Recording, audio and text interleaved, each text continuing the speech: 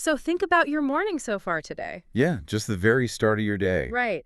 Did a smart device wake you up at the exact optimal point in your sleep cycle? Probably. Did an app calculate your commute, silently routing you around some traffic jam you didn't even know existed? It's just standard now. Totally.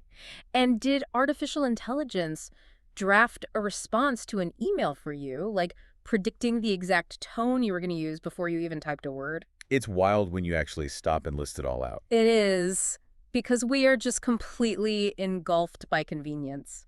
But in today's deep dive into what is honestly a profoundly unsettling transcript from the show Thinking Out Loud, we are exploring a pretty terrifying question. Yeah, and it's a big one. Are we using all this incredible technology as a helpful tool, or are we quietly, like, without even noticing, outsourcing our most basic human survival skill? Well, we have to clarify right out of the gate that the source material isn't pushing some, anti-technology agenda. Right, right. It's not a doomsday thing? Exactly. Yeah. It's not arguing that we should all just throw our smartphones into the ocean and go live in the woods. Although some days, it sounds tempting. Fair enough, yeah. But what's fascinating here is how the Thinking Out Loud transcript dissects the unseen psychological costs of a frictionless life. The invisible stuff. Yeah, the cognitive cost. We're looking at the architecture of our modern routines to understand how this continuous outsourcing of daily friction is, well, fundamentally rewiring our physical capabilities. And our mental sharpness. Yes, and the resilience of our entire social fabric, honestly. The mission of this deep dive is to figure out how you can operate within a high-tech ecosystem without becoming hopelessly dependent on it. Okay, let's unpack this, because to actually critique modern convenience, we really have to pin down what we mean by it first. We do.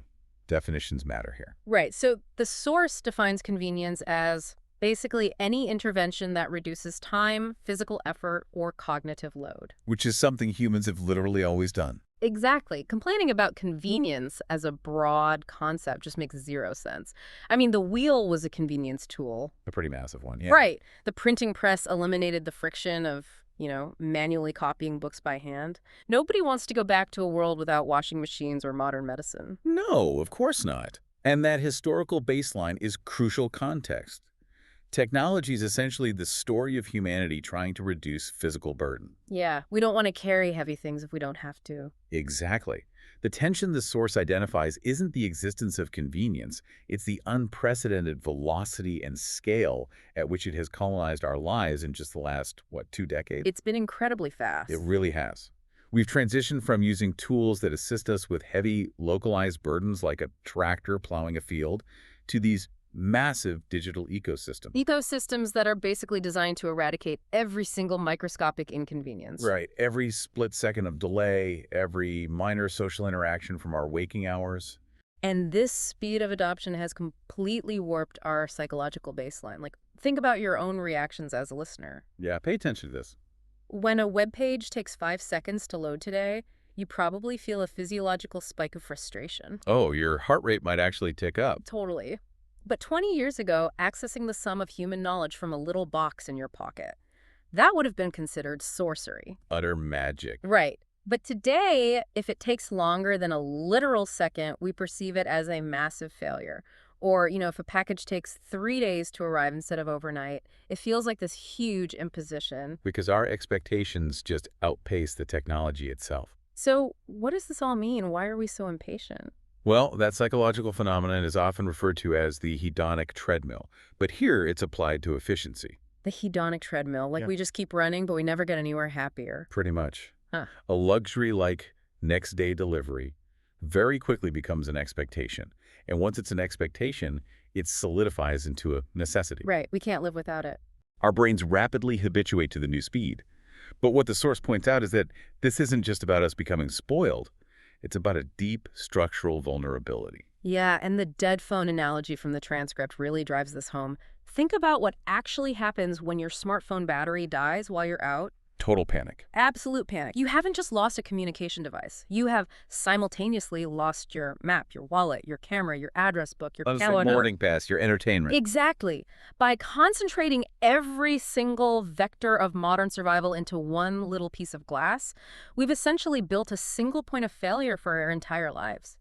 Doesn't this immense concentration make us incredibly vulnerable? It does. That concentration of utility locks us into absolute dependence. Yeah. When you lose that device, you are structurally paralyzed. You literally can't do anything. Right. You lack the interface to navigate the modern world. Mm. And because going backward feels so emotionally intolerable, because the friction of doing things manually now feels like an impossible burden, we just willingly accept this vulnerability. But this vulnerability isn't just about what happens when the battery dies, right?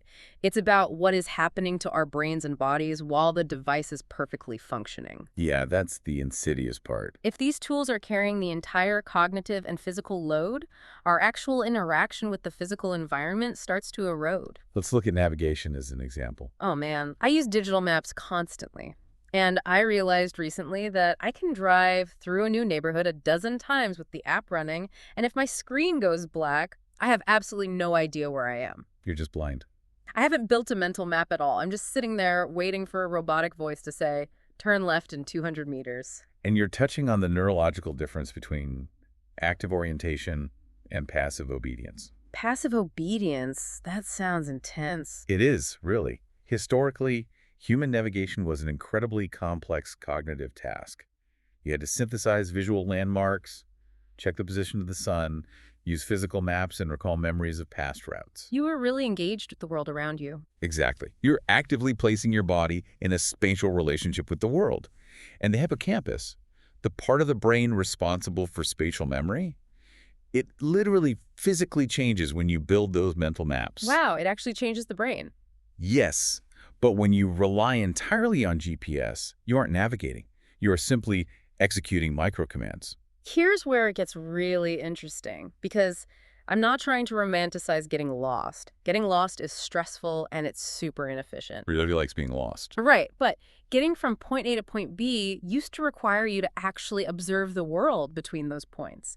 Now it feels like waking up in a new location without any memory of how you got there. You're just a package being routed by an algorithm. Exactly. We are just cargo. And that passive relationship extends into other foundational skills too, like cooking. The source takes a really hard look at meal delivery apps. Oh, the convenience of just tapping a button for food. Right. And again, these are incredibly useful tools for someone working a double shift or someone with mobility issues. We're not judging the existence of the tool. Of course. But we need to look at what cooking actually is. It's not just a single motion. It is an orchestra of executive functions. Planning, shopping, chopping. It requires forward planning, budgeting, nutritional awareness, timing multiple chemical reactions simultaneously. Which I am terrible at, by the way. Everything always finishes at different times. It's hard. And most importantly, cooking requires tolerating the physical process of preparation. Right, because you can't fast forward an onion caramelizing. Oh, physics won't allow it. It takes 20 minutes. But if you're used to tapping a screen and having a fully cooked meal just magically materialize at your door, that 20-minute wait for an onion starts to feel like an outrageous demand on your time. We completely bypass the multifaceted skill set. Which brings us to the erosion of repair, and honestly, the death of curiosity. The source notes this massive decline in the average person's ability to fix ordinary household objects. When a device malfunctions today, the default reflex is just replacement. Throw it out. Wait, I have to challenge this, though, because trying to fix modern electronics is genuinely terrifying. It really is. The economic system is totally rigged against us here. I mean, I can't open my tablet. It's literally glued shut. Yeah, the adhesive they use is industrial. Exactly. The components are microscopic. The manufacturer aggressively voids your warranty if you even attempt to repair it, and finding parts is basically impossible. It's designed to be unfixable by the consumer. Right. So individuals aren't just choosing to be helpless here. The environment enforces it. If we are replacing everything instead of fixing it, aren't we losing the fundamental human trait of asking, how does this work? Well, the structural barrier is very real, and the source totally acknowledges that corporations actively manufacture this helplessness. Through planned obsolescence, right? Yes, and sealed ecosystems. Yeah. But we have to look at the psychological fallout of living in that kind of environment. What does it do to us? When everything around you is a sealed black box that you are explicitly forbidden from understanding, something shifts in the human psyche. We just stop caring. We stop being curious. That fundamental trait, taking a screwdriver to a broken toy just to see the gears, it starts to vanish. Once curiosity vanishes because it's just easier to replace a thing than to investigate it, the foundation of lifelong learning disappears with it. Man, that makes so much sense. If it's easier to hit buy now than to figure out why the screen went black, you just stop asking how the world works. And when you stop asking how the physical objects in your immediate environment function, you transition from being an active participant in your world to a passive consumer of magical boxes. Magical boxes that we use but have no clue how to comprehend. Exactly. This physical and mechanical atrophy is really alarming, but it's bleeding into our cognitive architecture too, which is where this transcript gets genuinely frightening. The mental outsourcing. Yes, we are outsourcing our thoughts. We have to draw a hard line here between possessing information and merely having access to it. The source frames this as the illusion of knowledge. The illusion of knowledge. Right.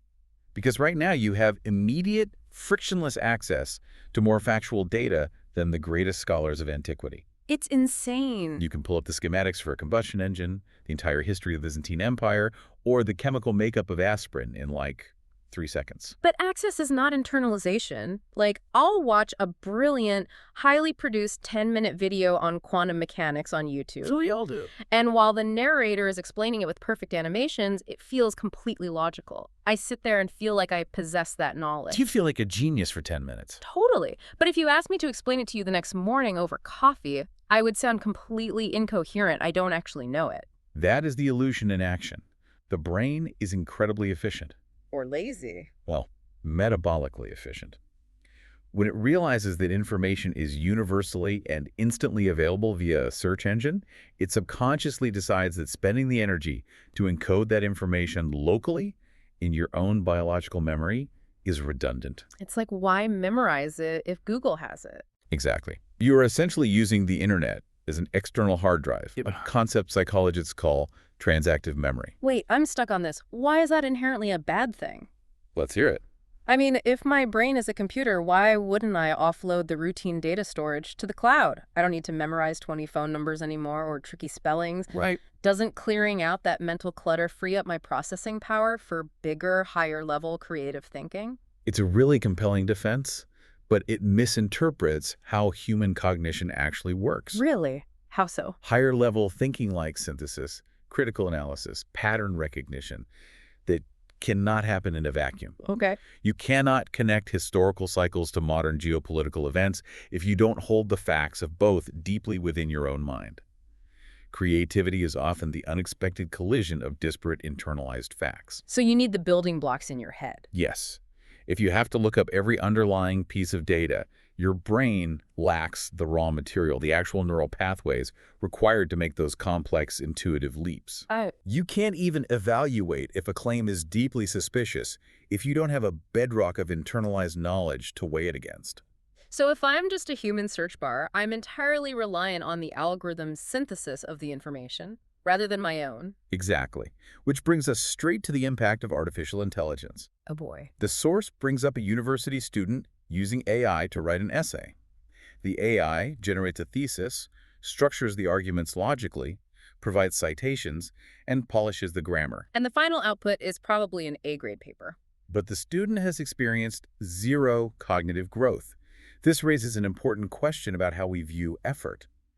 The transcript uses a powerful analogy here. I love this analogy. Let's hear it. Imagine walking into a gym, lying down on a bench press, and a robotic exoskeleton attaches to your arms and lifts the 200 pounds for you.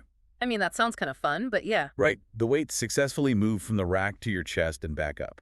The task was technically accomplished. But your muscles didn't do anything. Exactly. They didn't experience any micro tears. There was no resistance, therefore there is no adaptation and no strength gained. Because going to the gym and having a machine lift the weights for you moves the weight, but your muscles don't get stronger. The struggle is the actual point of the exercise. Precisely.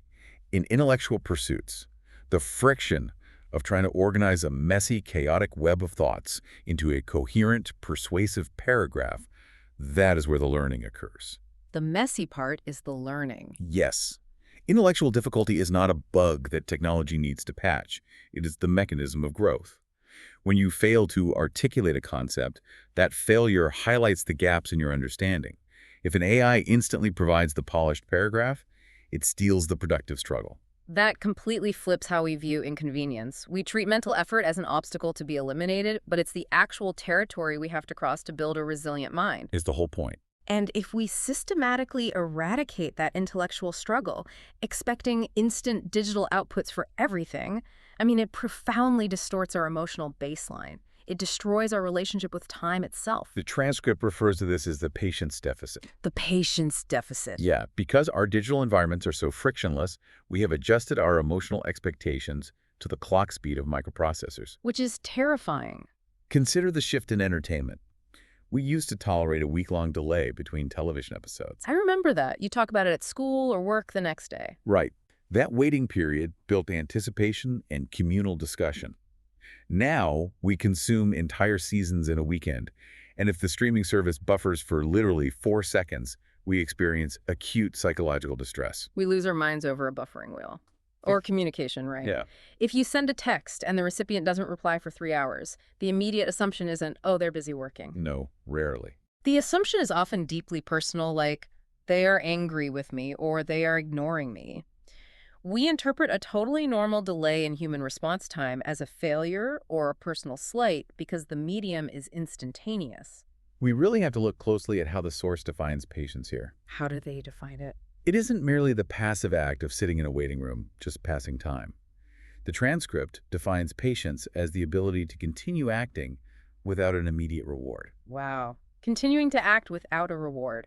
I want you to ask yourself right now, as you listen to this, are you abandoning your long-term goals simply because the early stages don't provide the instant dopamine hit of a smartphone app? It's a tough question to face. Because true mastery learning to play the piano, becoming fluent in a new language, reading a dense piece of literature, or building a sustainable career, there's no button to become fluent overnight. It offers absolutely zero immediate gratification. The initial phases of any meaningful endeavor are inherently frustrating. You feel stupid at first. Yes.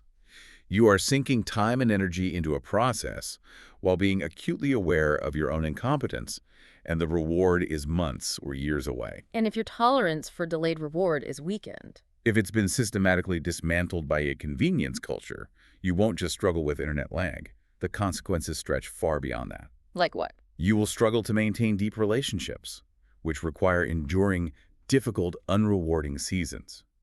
You will abandon fitness routines because the mirror doesn't reflect changes on day 3. Oh, that hits close to home. You will fail at long-term financial planning because saving money offers no immediate chemical reward. This is deeply sobering. The inability to sit with the discomfort of a plateau basically guarantees you will never achieve anything truly complex. It's a huge barrier. But I want to pivot here, because the source material is very careful not to paint convenience as an absolute evil. We have to look at the objective counterarguments. Absolutely. Is all friction inherently valuable? Do we just need to suffer to be good people? Absolutely not. The trap here is romanticizing difficulty just for its own sake. Time and cognitive energy are finite resources. Right. We only have so much of it. The most powerful defense of convenience is that automation liberates human capital. If a machine can do the heavy lifting, the human is free to engage in higher-order, meaningful activities. The source has a great visual for this. Digging a hole with a spoon is exponentially more difficult than digging it with an excavator. Much harder, yeah. But using a spoon doesn't make you morally superior. It makes you incredibly inefficient. Exactly. Okay, let's unpack this. If I manually enter the same data into 50 separate spreadsheets for 8 hours a day, I'm not building character or resilience. I am just wasting my finite human consciousness on robotic busywork. It's soul-crushing. Automating that task with software is the only logical choice. Furthermore, convenience is a massive driver of equity and accessibility. We cannot ignore the democratizing power of these tools. Oh, for sure. Online education platforms bring advanced university curricula to remote areas that lack physical infrastructure. Real-time translation software dismantles massive social and economic barriers. Digital banking provides financial autonomy to unbanked populations globally. And think about the safety aspect, too. Assistant technologies allow people with severe physical disabilities to navigate the world independently. Navigation apps route drivers away from sudden hazards or dangerous weather conditions. These aren't tools for the lazy. They are essential systems of support. The transcript uses the example of a single parent working two jobs. If they use a food delivery app at the end of a 14-hour day because they literally lack the physical and mental energy to cook, that app isn't a crutch eroding their skills. No, it's not. It is a critical lifeline that allows them to feed their family and perhaps reclaim 30 minutes of rest. So the core challenge isn't rejecting tools entirely. The ultimate challenge is categorization. Categorization. Yes. Distinguishing between difficulties that build valuable skills like cooking or learning to navigate, and difficulties that are simply inefficient. And that categorization requires immense self-awareness regarding our own intent as users. This brings us to the distinction between laziness and avoidance. This is a crucial distinction. The source argues that labeling someone lazy for using convenience tech is just too simplistic. The real issue, the more revealing metric, is avoidance. Are we using a tool because a task is genuinely unnecessary or because it makes us emotionally uncomfortable? Yes, and this is where we hit the social cost of a frictionless life. Convenience tech is basically the ultimate solvent for social friction. It really is. You can order groceries on an app, pick them up from a locker, work entirely remotely via screen share, and consume entertainment without ever having to navigate the unpredictability of another human being. And for someone experiencing severe social anxiety, that ecosystem provides intense, immediate relief. Totally understandable. But zooming out to the societal level, we have to ask what happens when an entire culture systematically avoids minor social interactions. Communication becomes fragmented and stripped of intent. The source compares this to a long-distance phone call in the 1990s. Because the call was expensive and required scheduling, there was a high barrier to entry. You had to plan for it. Exactly. That friction meant you prepared for the conversation. You engaged deeply, focusing entirely on the other person for an hour. Today, communication is entirely frictionless. We fire off 70 fragmented texts a day while doing 3 other things. And texting is asynchronous. It allows you to curate your response, edit your tone, and control the pace. You can literally rewrite a text 5 times before sending it. Right. A live phone call is synchronous. It requires real-time processing of tone, silence, and emotion. The source points out that many people now exclusively text specifically to avoid the mild, spontaneous anxiety of a phone call. But by constantly using a convenient tool to bypass that microanxiety, they are allowing their real-time social processing muscles to atrophy. It's just like the calculator example. Oh, right. A calculator is a brilliant tool for running complex statistical models. But if you reach for the calculator to figure out 15 minus 7 just to avoid a microsecond of mental effort, you are actively degrading your basic numeracy. So the dividing line is whether the tool is creating dependence or driving capability expansion. Are you using convenience to expand your capabilities, or has it become the only reason you are capable of functioning at all? If we connect this to the bigger picture, efficiency is designed to measure time and cost, but it completely fails to measure warmth, familiarity, and belonging. You can't put a metric on belonging. Exactly. Because those things are hard to measure, tech companies just ignore them.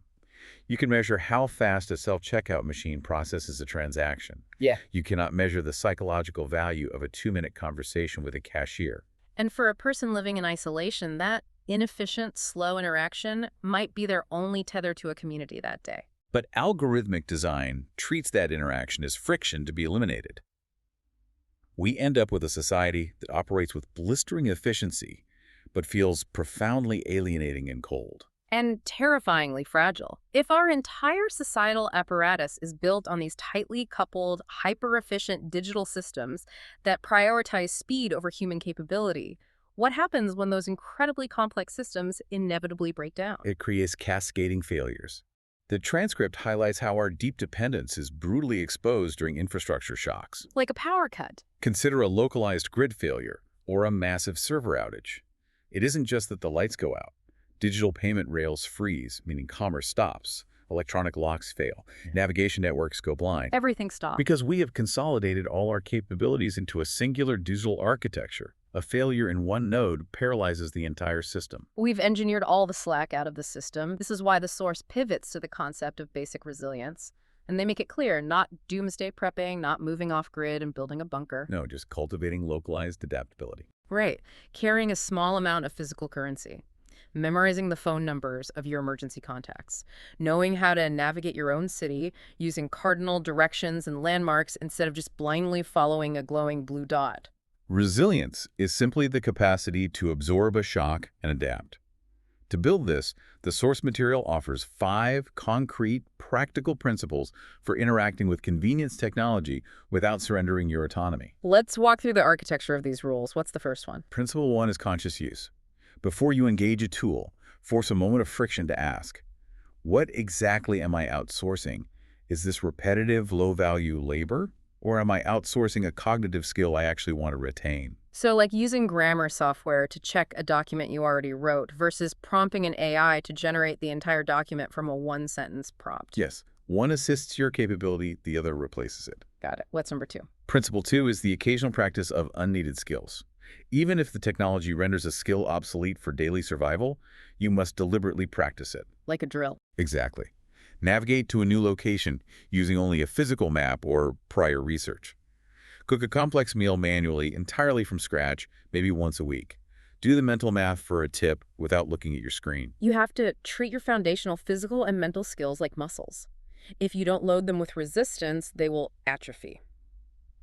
Okay, what is the third principle? Principle 3 is preserving tolerance for difficulty. We have to actively reframe our relationship with cognitive discomfort. How do we do that? When you are trying to learn something complex and you feel confusion, boredom, or acute frustration, you must remind yourself that these emotions are not signals to quit and open a distraction app. They're not bad things. No, they are the literal physiological sensation of your brain forming new neural pathways. Understand that confusion and boredom are just temporary stages of learning. Lean into the friction. Don't immediately seek the escape hatch of convenience. Right. Principle 4 is building small backup systems. This is practical redundancy. Makes sense. Keep vital documents and information in a physical format. Understand the basic mechanical functions of your home, where the water shutoff valve is, how to reset a breaker. Learn foundational first aid. Just basic adulting stuff that we've outsourced to professionals, really, which brings us to the 5th principle, and I think this is where the entire argument hinges. I agree. Principle 5 is the deliberate use of saved time. Convenience technology's primary promise is that it gives us time back. The critical question is what we do with that dividend. Let me challenge the listener on this one. If an automated system saves you 30 or 45 minutes of labor on a Tuesday, where does that time actually go? It's the most important question. Do you invest it in physical exercise? Do you use it to read, to call a friend, to engage in a hobby that requires deep focus? Or does that time just disappear into an hour of passive algorithmic scrolling on the exact same device that supposedly liberated your time? If the time saved by convenience is immediately consumed by digital distraction, the technology hasn't enhanced your life. It has simply optimized your availability for consumption. Wow. Optimized your availability for consumption. That is a heavy thought. The goal isn't to reject convenience or automate every aspect of existence. True progress isn't about automating every second of your day. It is about acquiring the power to consciously choose exactly where you will deploy your effort. We have covered a massive amount of conceptual ground today. To synthesize this deep dive into the Thinking Out Loud transcript, it all comes back to intentionality. Always. Technology is this miraculous amplifier of human potential, but it is deeply agnostic about our well-being. It will amplify our intellect, or it will amplify our apathy, depending entirely on how we wield it. The immediate takeaway for everyone listening is to insert a cognitive pause into your routine. The next time an application or a piece of hardware offers to complete a task for you, take 1 second to evaluate the transaction. Ask yourself 2 things. Yes. What specific time or effort is this saving me? And what invisible internal capacity might I be permanently trading away if I never perform this task myself? You have to stay awake at the wheel of your own life. So we want to leave you with one final, completely new, provocative thought to turn over in your mind, building on that joke in the source about panicking when a phone hits 1% battery. It's a great thought experiment. If true human progress is the ability to choose where our effort goes, consider what invisible mental and physical muscles you have allowed to atrophy simply because the digital environment never asked you to flex them. Just because it's easy doesn't mean it's good for you. Exactly. What if you deliberately introduce just one highly inefficient, fully analog habit back into your routine tomorrow? Just one. Write a physical letter with a pen. Walk a new route relying only on your spatial memory. Or just sit in a waiting room for 10 minutes without reaching for your phone. Lean into the friction just to see what forgotten spark of curiosity, what small piece of your own capable humanity you might unexpectedly reclaim. In an era optimized for effortless compliance, choosing the difficult path might be the most radical act of preservation we have left. Let us know how the analog experiment goes for you. We will see you on the next deep dive.